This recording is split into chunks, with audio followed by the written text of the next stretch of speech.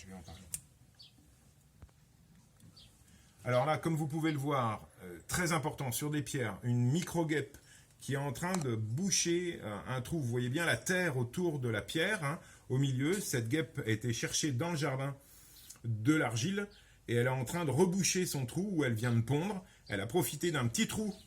Voilà, elle a profité d'un petit trou dans là et qui va lui permettre de mettre toutes ces petites larves et bien sûr d'aller coloniser le jardin. Voilà une petite vidéo qui vous montre que n'importe quel interstice dans la pierre va vous permettre, là on est plein sud, mais va permettre à la guêpe de pouvoir se reproduire.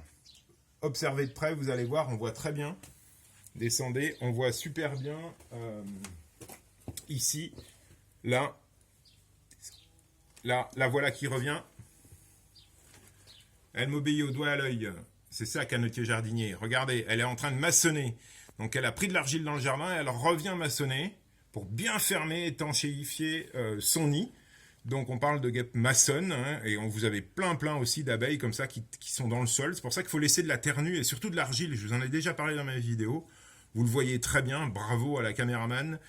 Et elle est en train, avec sa bouche, de malaxer de l'argile pour pouvoir fermer. Et vous voyez bien cet amas de terre dans la pierre là, qui va lui permettre de protéger ses larves qui sont là et qui vont éclore et qui profitent de l'argile comme régulateur de l'humidité. Voilà, observez bien cette guêpe qui, elle, va être un prédateur aussi dans le jardin. N'ayez pas peur, ce n'est pas des guêpes qui sont dangereuses pour l'homme. Ce que je voulais simplement vous montrer, c'est tout son travail.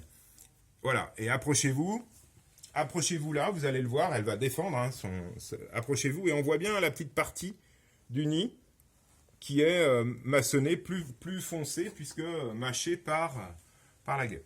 Voilà, et vous voyez, hop, dès que je repars, la voilà qui revient vérifier si j'ai pas ouvert son nid. Voilà, à bientôt pour d'autres histoires. Salut!